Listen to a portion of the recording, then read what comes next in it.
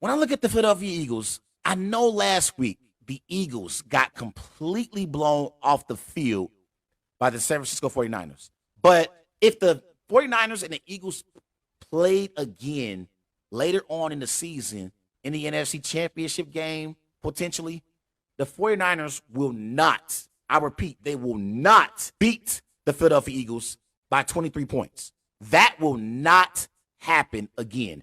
I think it was wrong place at the wrong time for the Philadelphia Eagles. And these 49ers, they had it out for the Philadelphia Eagles because they were pissed off that they lost two quarterbacks in the NFC Championship game last year in Brock Purdy and Josh Johnson. So the 49ers wanted revenge. It was a get-back game for the 49ers, and they were motivated.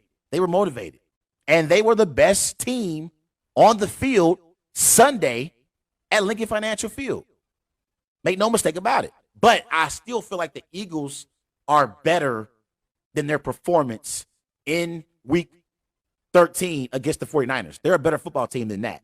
I just think that it was going into that game, the Eagles were 10-1. They had won a lot of close games. It was time for the Eagles to come back down to earth a little bit and lose a game.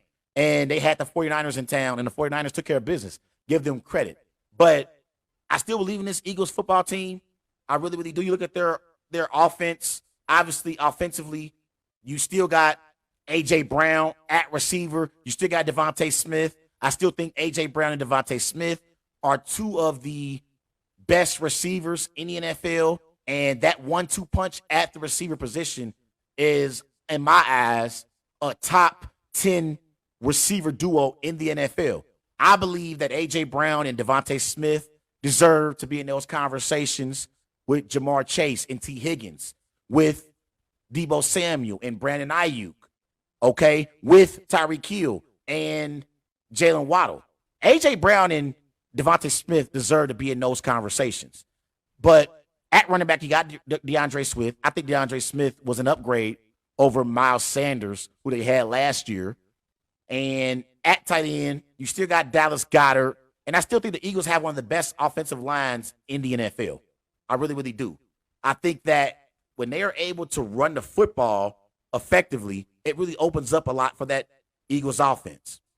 You look at the Eagles offensively, they are ranked 8th in the NFL. They average 126 rushing yards per game. But in total yards per game, they average 370 total yards per game as an offense. And they average 27 points per game, which is ranked 4th.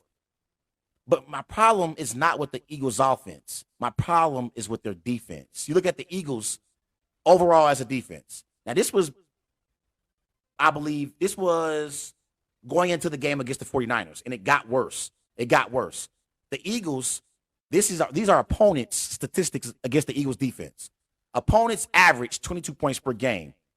As far as NFL rank, that's ranked 20th. They average 256 passing yards per game. That's ranked 29th in the NFL. Opponents have 23 touchdowns, 6 interceptions.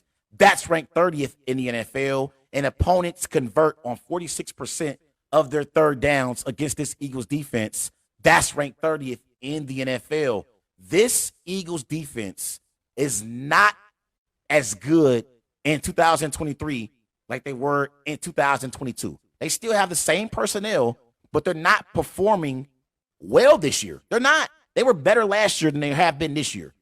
You still got Brandon Graham. You still got Fletcher Cox up front. You got Zach Cunningham at linebacker. They did recently sign Shaquille Leonard, okay? And you got Darius Big Play Slay in the secondary. You still got Kevin Byard, but they're not as good this year defensively. And so last year, I looked at the Philadelphia Eagles as a great football team with a good quarterback. This year is the exact opposite.